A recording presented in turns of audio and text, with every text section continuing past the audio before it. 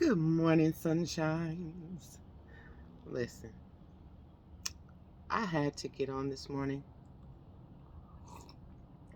with my coffee. Y'all, I still got coffee breath, okay? It's one of those Sunday mornings where, you just wake up out of your sleep wanting to talk.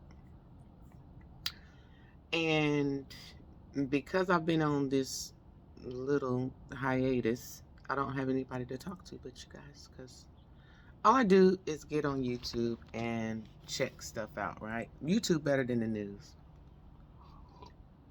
And I have learned over the past few weeks that GenXers,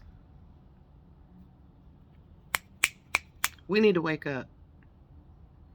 And I'm saying that with these big bifocals on, no makeup, robe. This is my favorite robe too. Y'all don't judge me.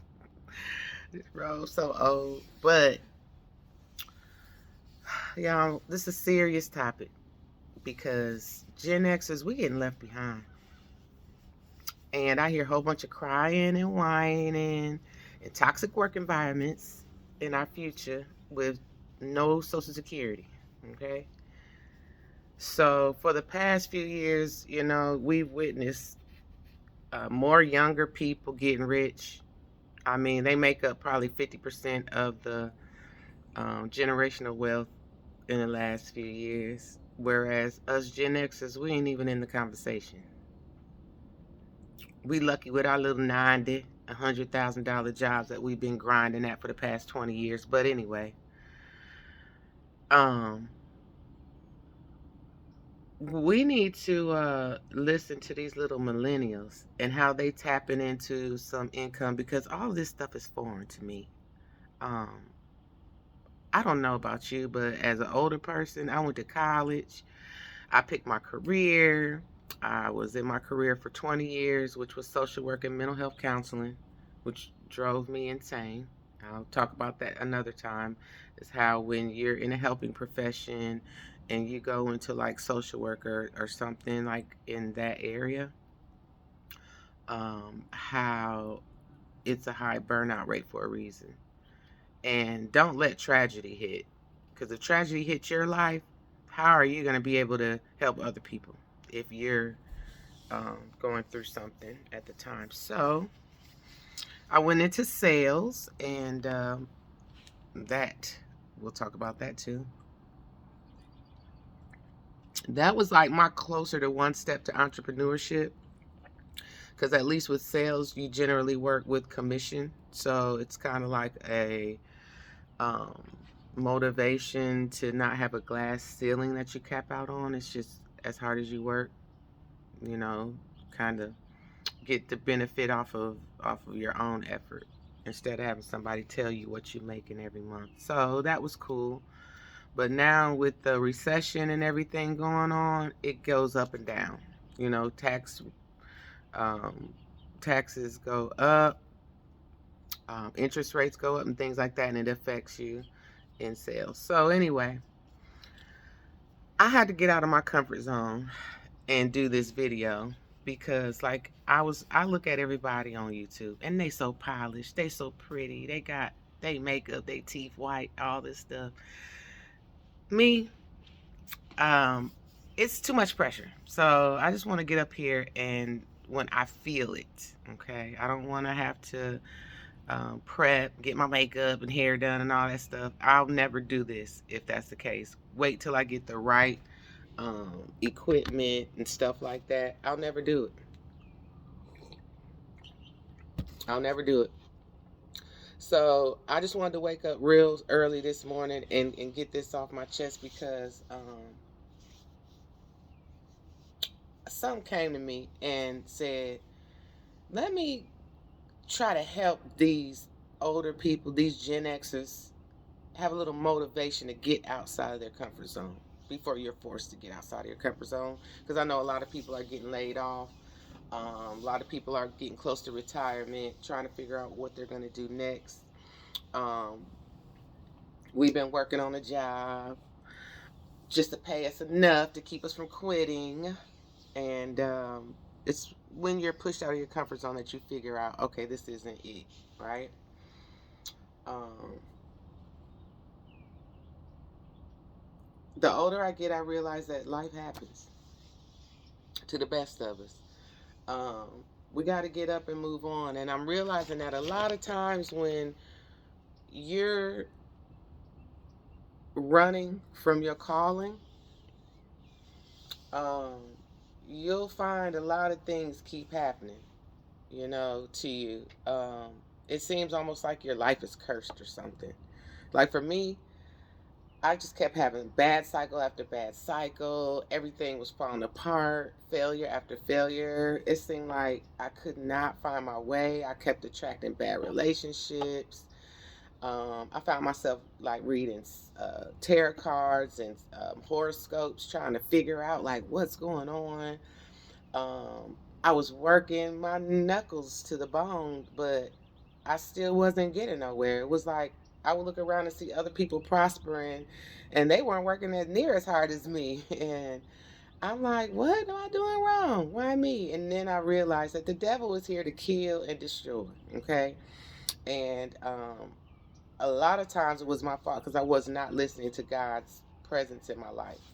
Um, Ephesians 2:10 says we are God's masterpiece. So of course He wants us to all be successful, but my pride was too big for me to get to that level of success because I didn't want to sacrifice some things.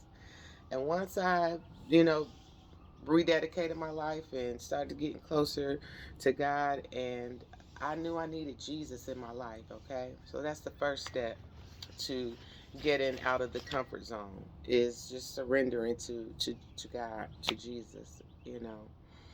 That's hard. That's hard because we think we know everything, but when everything has not been working that you've been doing for a while, you need to refocus. um Even me just getting up in the morning, you hear the birds chirping. Sometimes when I didn't know where my next meal was coming from, and I'm working every day, and I'm worrying about it. God said, you know what? The sparrow does not worry about where his next meal come from. He wakes up every, the birds wake up every morning singing hallelujah, you know. So I said, okay, let me be like that little sparrow. Um, but at some point, no matter how rich or poor you are, life's gonna happen to us, right? Um, but I'm learning that when things go wrong, don't go wrong with it, right? Just keep your head up. I once was told your rejection is sometimes God's protection. So when things don't work out, it's not a personal attack. Sometimes life just knocks us down to see if we're gonna get back up, if we're gonna lay on our back and look up. At least we looking up, because you'll get your power back. And the difference between my job and my work here on earth is my job they can take from me, but what I'm here to do, put here to do by God's design, they can't take that from me. um, I keep coming up with excuse after excuse after excuse to live this small little life. Trying to fit a big dream in a small life don't work. Sometimes you have to leave people behind, because once you start to see your dream and visualize it, people are not going to understand. They're going to know you for years. um, they're gonna they wanted you to be at the bottom with them. It's getting crowded at the bottom. Like it's overpopulated at the bottom, especially for us GenXers. um, we need to get back in the conversation.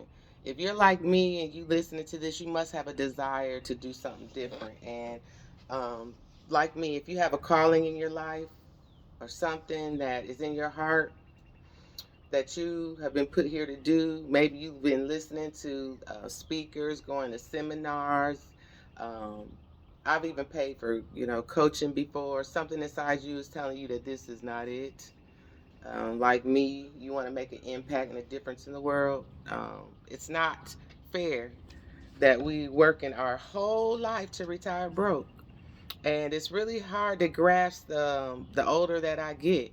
that I was set up like this. The resources are drying up, and they're talking crazy about our future. And